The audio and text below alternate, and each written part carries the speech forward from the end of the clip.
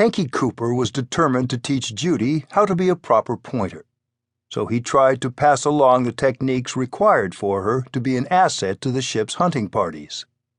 Re-provisioning with fresh game was essential for the gunboats, and the Nat was slackening in its ability to procure some of the region's plentiful poultry for her stores. But while Cooper had a strong desire to teach, Judy did not have an equal inclination to learn. Despite the long hours Cooper spent with the animal, demonstrating what Judy was supposed to do by getting down on all fours himself alongside the ship's chicken coops and pointing in a rigid manner, the lessons didn't take. She would just hop around her friend, playing rather than studying. "I think she took the whole thing as entertainment," Cooper recorded. One afternoon, he took Judy ashore for her first real test, working on the assumption that once she was out in the field, natural instincts would take over. The lone time she pointed in perfect form, like something right out of the manual, came early in the hunt. Unfortunately, instead of directing the men's shotguns at a bird, she was pointing right at Tanky. With a frenzied shout of, "Don't bloody shoot!" Cooper managed to avoid disaster. On another attempt, Judy disappeared into the brush, presumably to flush ducks or quail. She was gone for a long time, and Tanky eventually went off to search for her. A little ways on, he heard a heart-rending howl, the likes of which he'd never heard from the dog. He crashed through the forest, following the sounds. Then he saw her, a picture of abject misery. She had plunged into a large pool of mud, or perhaps quicksand. Tanky couldn't tell which. In his haste to rescue his friend, he plunged into the mire himself, only realizing what he had done once he was in up to his chest. It turns out it wasn't mud.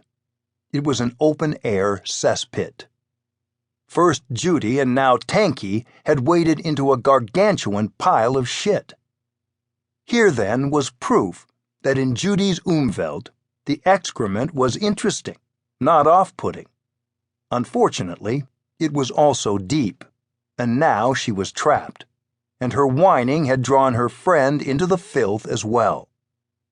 The two bodies moving through the pit had broken the thin scum that had hardened on the surface, revealing the gooey mess below.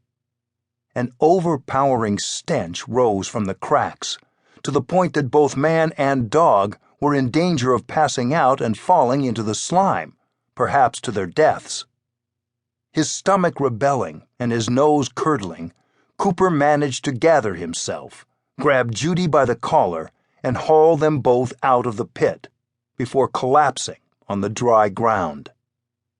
The revolting mess covered him to mid-thorax. His shoes squelched with a disgusting noise. He couldn't stand to breathe through his nose. Slime covered his bare arms and hands and could not be wiped off on the grass. Judy was in even worse shape, covered up to her neck in the vile goop. Virtually all of the white of her coat was rendered invisible.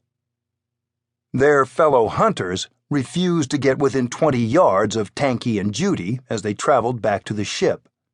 Their only companions were a buzzing cloud of flies that followed them to the water. As they approached the Nat, they noticed the quarantine flag was flying from the yardarm, the ship's bell was tolling, and sailors were bellowing, "Unclean! Unclean!" It took several days of scrubbing before either crewman or mascot was considered worthy of welcome back into proper ship's company. And Cooper, for one,